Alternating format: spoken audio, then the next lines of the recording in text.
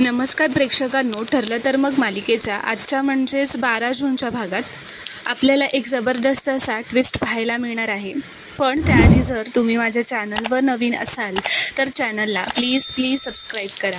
आता आपण पाहतो की अर्जुन सायली पोलीस स्टेशनला आहे हे कळल्यावर पोलीस स्टेशनला जात असतो.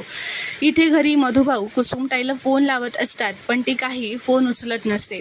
पूर्णाजी, प्रताप, मधुभाऊ सगळेच खूप टेन्शनमध्ये असतात. तर आता तेवढ्यातच अश्विन घरी येतो. प्रताप त्याला विचारतो, अरे अश्विन काय झालं, सायलीचा काही पत्ता लागला का, अर्जुन कुठे आहे?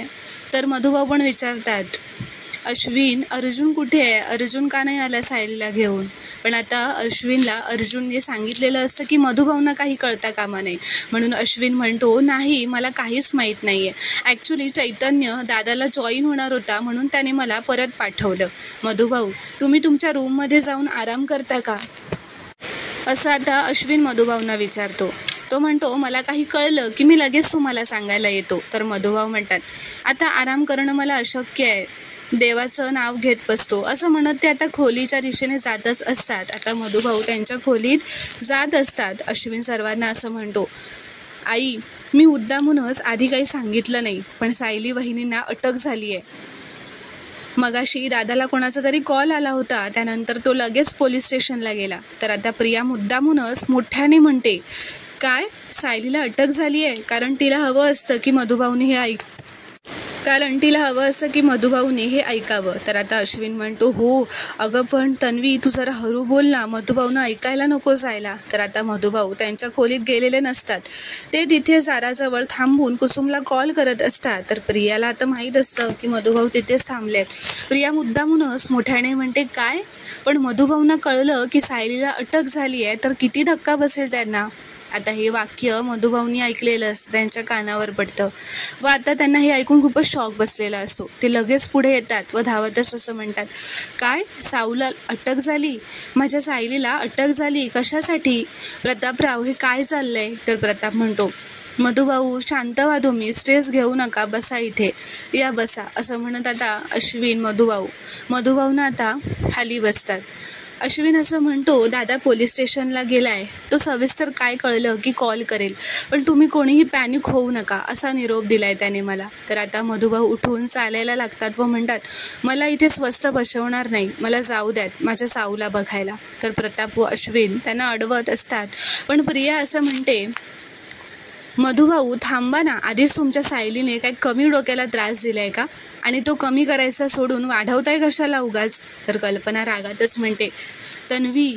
तर प्रिया म्हणते, आई ह्यांचं अटेन्शन सिकिंगचं प्रकरण तुम्हाला माहीत नाही आहे, मला चांगलंच माहिती आहे. ह्यांना काही झालं की त्या सायलीला चक्कर येते, सायलीला काही झालं की हे मधुभाऊ हट्ट करायला लागतात. नाही हे सगळं कशासाठी? सगळा फोकस स्वतःकडे वळवून घ्यायचा आहे म्हणून, बाकी काही नाही आहे. तर प्रताप रागातच मोठ्याने म्हणतो, तन्वी बास झाला आता. तो मधुभाऊंना असं म्हणतो, आपल्याकडे कुठलीही क्लॅरिटी नसताना असं पोलीस स्टेशनला गेलं तर तिथे अडचण निर्माण होईल, कदाचित अर्जुनच्या कामातही अडथळा येईल. तुमच्या जावयावर तुम्ही विश्वास ठेवा, शांत राहा, इथे थांबा तुम्ही. तर पूर्णाजी म्हणते, हे बघा ही अटक कुठल्या तरी गैरसमजामुळे झाली आहे, माझी खात्री आहे माझा अर्जुन त्याच्या बायकोला कुठल्याही क्षणी सोडवून आणेल. तर आता प्रताप म्हणतो, आणि तन्वी ही सिच्युएशन आपल्याला शांतपणे हँडल करायची आहे, त्यामुळे तू ना जरा गप्पच बसा. तर इथे दुसरीकडे अर्जुन धावतच पोलीस स्टेशनला येतो. ते पोलीस त्याला सायलीला भेटू देत नाहीत. पोलीस म्हणतात, वकील साहेब तुम्ही बसा, तुमच्या क्लायंटवरती एक गंभीर गुन्हा आहे, त्यामुळे सिक्युरिटी कन्सर्नसाठी त्यांना वेगळ्या सेलमध्ये ठेवलं आहे. तर अर्जुन म्हणतो, असं काय केलं आहे माझ्या बायकोने? तर पोलीस म्हणतात, सायली सुभेदार एका लहान मुलाला पळवून नेताना पकडली गेली आहे, चाइल्ड ट्रॅफिकिंगचा गुन्हा आहे त्यांच्यावर. तर आता हे ऐकून अर्जुन खूपच घाबरतो व म्हणतो, दिस इज इम्पॉसिबल इन्स्पेक्टर, माझी बायको लहान मुलांचे लाड करू शकते, ती एका चांगल्या घरातली, माझ्या घरातली बायको आहे, माझी बायको आहे ती. पोलीस म्हणतात, तुम्ही थोडे शांत व्हा, बसा इथे. तर अर्जुन म्हणतो, मी शांत बसणार नाही आहे इन्स्पेक्टर, मला तिला आत्ताच्या आत्ता भेटायचं आहे. तर पोलीस म्हणतात, तुम्ही तिला आता भेटू शकत नाही, या गुन्ह्याला बाधा येईल, असं काही होऊ द्यायचं नाही आहे आम्हाला.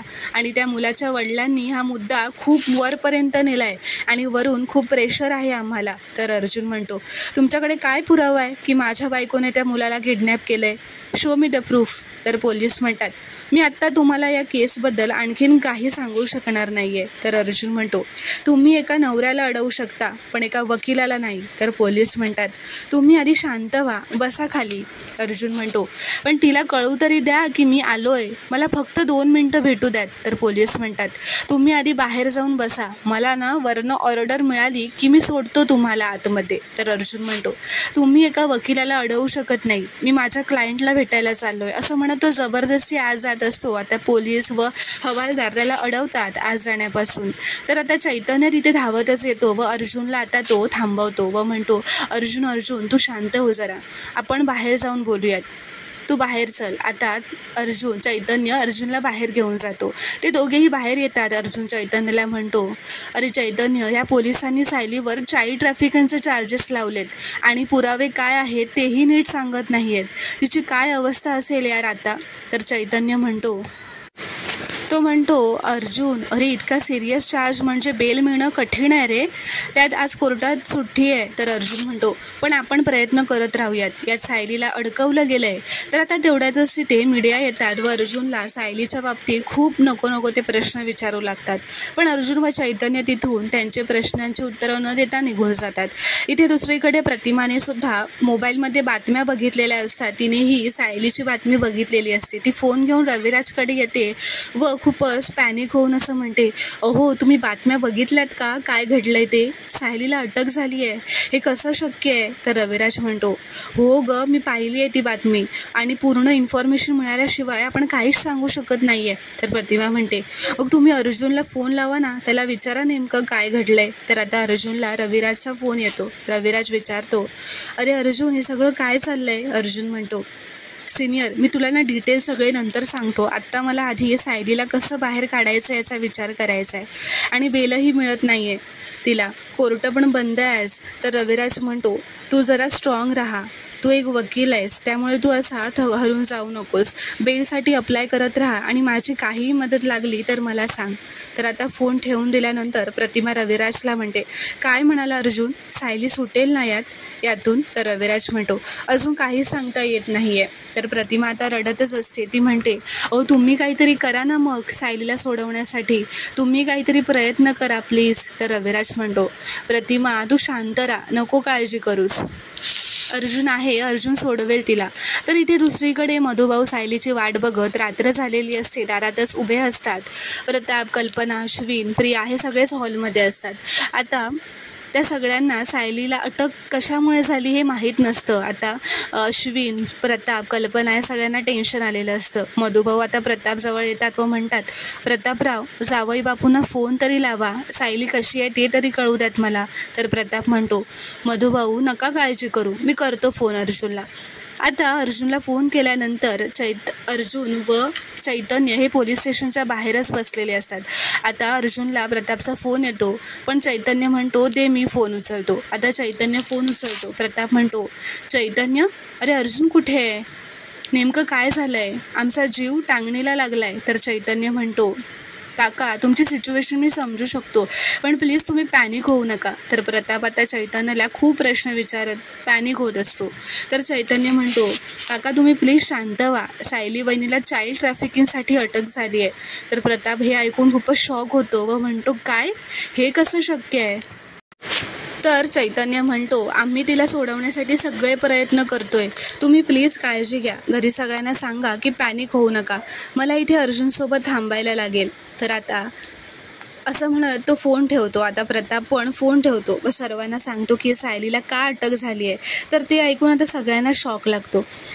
मधुभाऊ असं खूपच घाबरतात व म्हणतात, नाही, माझ्या साऊला कोणीतरी फसवलं ह्यात, ती असं वागूच शकणार नाही. तर प्रिया आता टोमण्यातच म्हणते, तेव्हाच 2 कानाखाली लावून दिल्या असत्या ना तर आज ही वेळ आली नसती.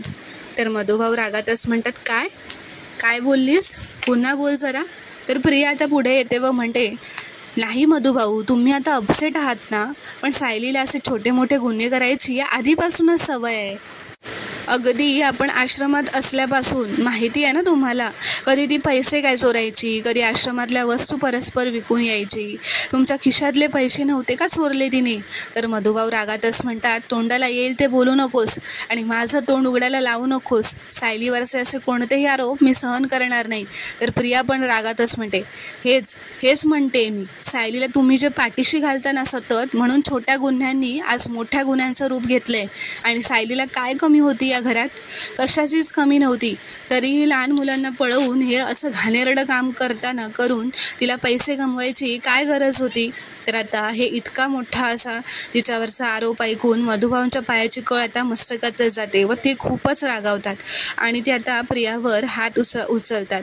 पण तिला मारत नाहीत, त्यांचा फक्त तिच्यावर रागातच हात उचलतो. आता हे पाहून सगळ्यांनाच खूपच धक्का बसतो. तर प्रेक्षकांनो, पुढील भागात काय घडणार हे पाहणं खूपच रोमांचक ठरणार आहे. व्हिडिओ पूर्ण बघितल्याबद्दल धन्यवाद. व्हिडिओ आवडल्यास कॉमेंटमध्ये नक्की कळवा व चॅनलला प्लीज सबस्क्राईब करा.